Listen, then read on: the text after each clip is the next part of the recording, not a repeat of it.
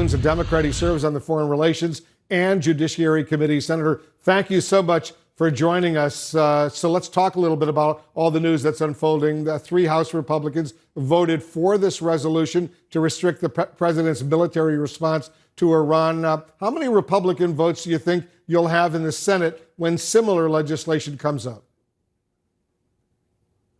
Well, following yesterday's profoundly disappointing classified briefing of the entire Senate by the president's senior national security team, 2 Republican senators came out and publicly said that they would support a similar war powers resolution. That's Senators Paul and Lee. And I expect there are several others who will join them.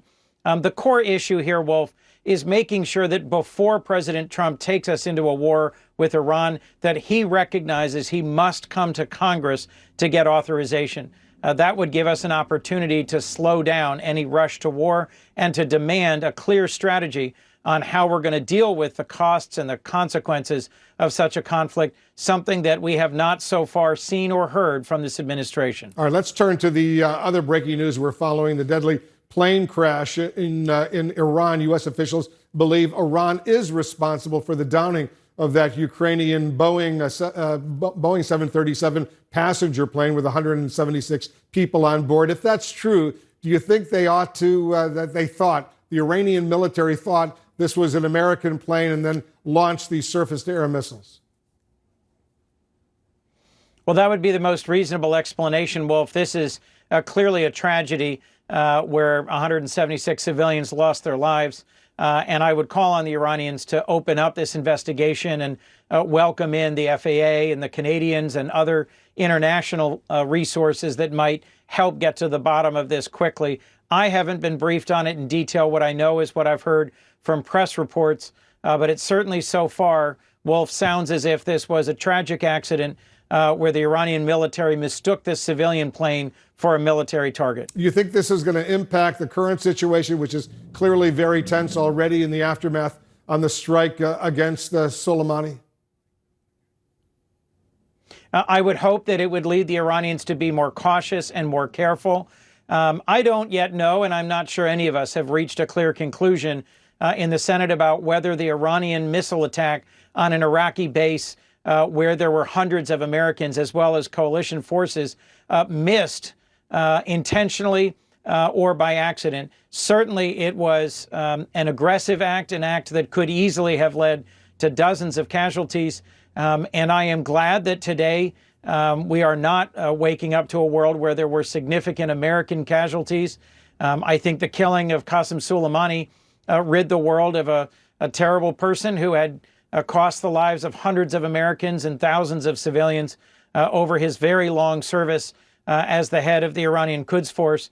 But I also think we need to expect of the Trump administration that they will have a clear strategy and a plan for how to deal with the contingencies. Having escalated the conflict with Iran, we now have an opportunity, a breather, and it is my expectation, my hope at least, that on a bipartisan basis in the Senate, we'll be pushing for a diplomatic surge, for an attempt to resolve our longstanding challenges with Iran diplomatically rather than by renewing conflict. President Trump today expanded on his rationale for killing General Qasem Soleimani, suggesting that Soleimani was actually plotting to blow up the U.S. Embassy in Baghdad. Did the Trump administration provide you and your colleagues any hard evidence of that in your briefings?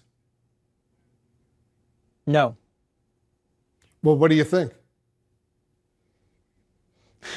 Well, Wolf, it's striking that that additional specific detail is now being offered up by President Trump when 100 U.S. senators were gathered yesterday in a classified briefing and repeatedly demanding more specifics, more details.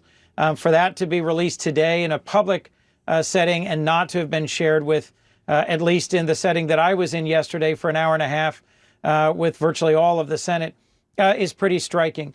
The larger point here really is that many of us in the Senate are asking on what basis the president would be proceeding to take any additional aggressive action towards Iran and how we can make sure that there is a responsible strategy in place to deal with the predictable blowback.